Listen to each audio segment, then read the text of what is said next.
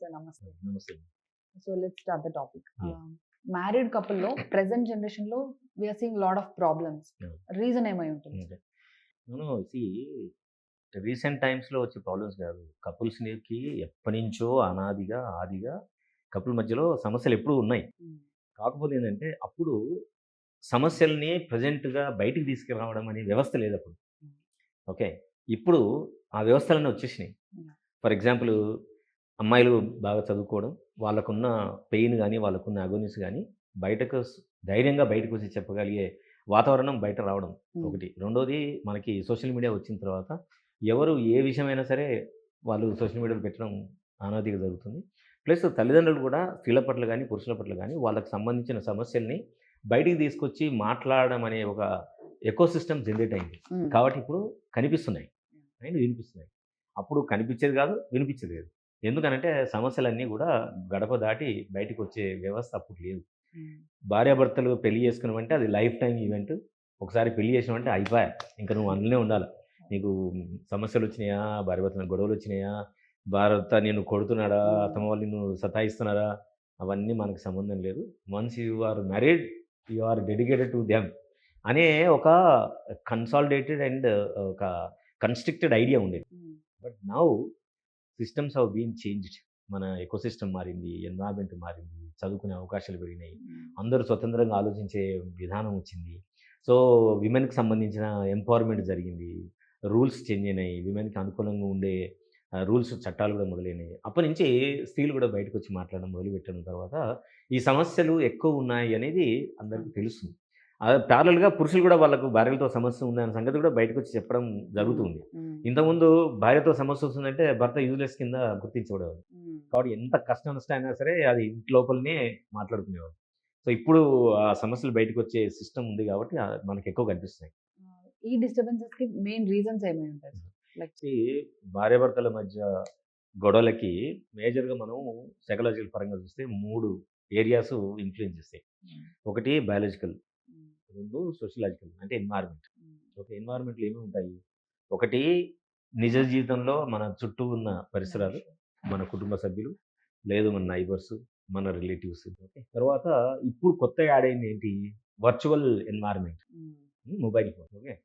And థర్డ్‌ది మనం గుర్తించాల్సింది సైకలాజికల్ యాస్పెక్ట్. సో, ఏ మనిషికైనా సరే అది వ్యక్తిగతంగా గానియండి, కపుల్‌లో ఉన్న మధ్యలో గానియండి, ఈ 3 విషయాలకు సంబంధించి కంట్రిబ్యూషన్ ఎప్పుడైతే మనిషి జరుగుతుందో, సొంతంగా తను జీవితానికి ఏం కావాలో నిర్ణయించుకునే క్రమం లోపల వచ్చే కాన్‌ఫ్లిక్ట్ ఏదైతుందో, అవి రిలేషన్‌షిప్‌లో రిఫ్లెక్ట్ అవ్వడానికి ఎక్కువ అవకాశం ఉంటది.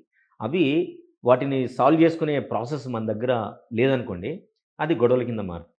అది ఇంట్లో గొడవలు లేపుతది. ఆ తర్వాత సమాజంలోకొస్తది. ఆ తర్వాత వాళ్ళ పేరెంట్స్ వస్తారు. అయితే పోలీస్ స్టేషన్‌కా లేదు కోర్ట్‌గా ఎళ్ళేందుకు అవకాశం దొరుకుతుంది. సంతోషంగా ఉన్న కపుల్స్ మధ్యలో కూడా గొడవలు వస్తుంటాయి. అవును. ఇది నేచురలా? కామనా? లేదా ఎనీ అంటే ప్రాబ్లమ్? అదే అండి. ఇప్పుడు గొడవ అనే దాన్ని మనం ఎట్లా డిఫైన్ చేస్తున్నాం అనేది ఇంపార్టెంట్. ఓకే. ఇప్పుడు ఫర్ ఎగ్జాంపుల్ ప్రొద్దున చాలా సంతోషంగా ఉన్న కపుల్ విషయం తీసుకుందాం. పొద్దున నేను కాఫీ తాగుతాను. రైట్. మా ఆవిడ టీ తాగుతది. ఓకేనా. హస్బెండ్ వచ్చి ఏంటి పొద్దున కాఫీ చేసావా? చేస్తూనే ఉన్నా కదా! పొద్దున్న లేవగానే ఎందుకు అడగడం? ఓకే. రోజు ఇస్తూనే ఉన్నా కదా! అని భార్య అంటది. ఓహ్! అవునా! Okay. Sorry I will be waiting for the coffee. మీరు కూడా టీ తీసుకొని కూర్చొని మాట్లాడుకోండి. సీ దిస్ ఈజ్ ఇది గొడవ వైపు వెళ్ళాలనా? లేదా మధ్యలో తీర్చాలా? అనేది కపుల్ యొక్క అప్రోచ్ టువర్డ్ ద ఇష్యూ జరుగుతది. ఓకే. ఇదే సేమ్ సిట్యుయేషన్‌ని ఒక కాన్‌ఫ్లిక్ట్ జనరేట్ అయ్యే కపుల్ ఉందనుకోండి. ఓకే. వాళ్ళేమనొచ్చు?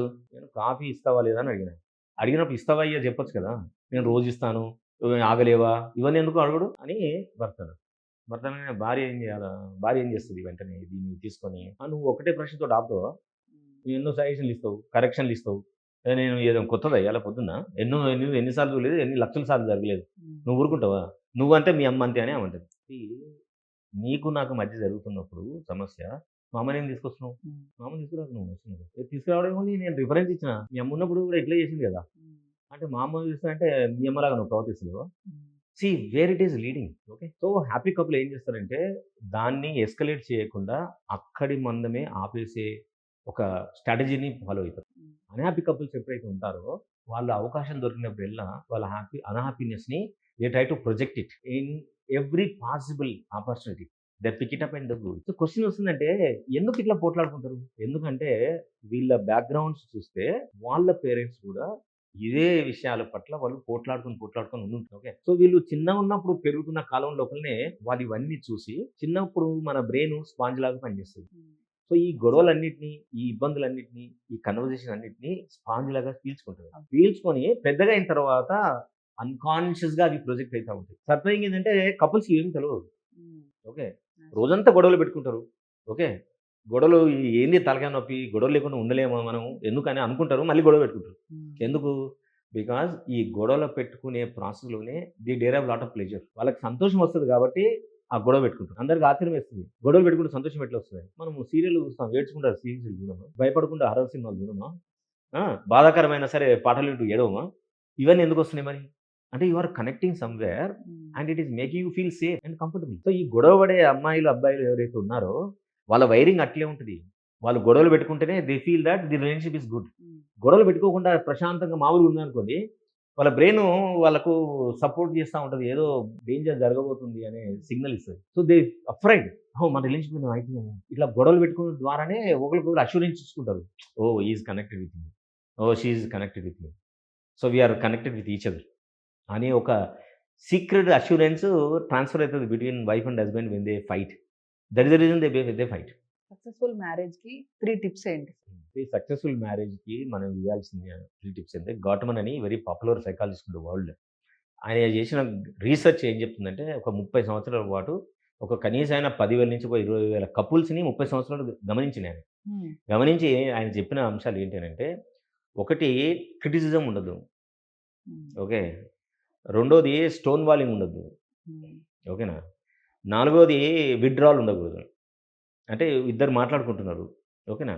కొందరు పొద్దున్న లేస్తేనే వాళ్ళ గురించి క్రిటిసిజం మొదలుపెడతారు. నువ్వు లేచినావా? ఎంతయింది టైం? హ్మ్. నేను పొద్దున పోతాను తెలుసు కదా! ఎందుకు లేచినావు? లేచి నాకు టిఫిన్ ఇవన్నీ పెట్టద్దా అని భర్త అంటాడు. హాఫ్ అన్ అవర్ లేట్ అయితే ఏముందండి నాకు అర్థం కాదు. రోజు 7కి పోతా అంటారు. 8 దాకా కదలనే కదలరు. అరే నేను చేస్తా కదా! మీకెందుకు ఇట్లా మాట్లాడుతున్నారు? హ్మ్. అవునా? అయితే 8లోగా నువ్వు అన్నీ అరేంజ్ చేస్తావా?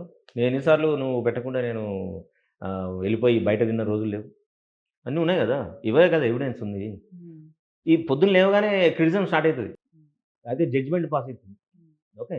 సో, అట్లాంటి కుటుంబాల్లో డెఫినిట్‌గా వాళ్ళ మధ్య గొడవలే ఉంటాయి. క్రిటిసిజం ఉండకుండా స్టోన్ వాలింగ్ అంటాం. స్టోన్ వాలింగ్ అంటే ఎదురుంగోలు చెప్పంగానే అవును. నేను ఇట్లే ఉంటా. అయితే నువ్వు చేస్తావా? చేయవా? ఓకే. నువ్వు ఎక్కువ మాట్లాడకుండా పోయి ఏం చేయాలో అది చెయ్యి.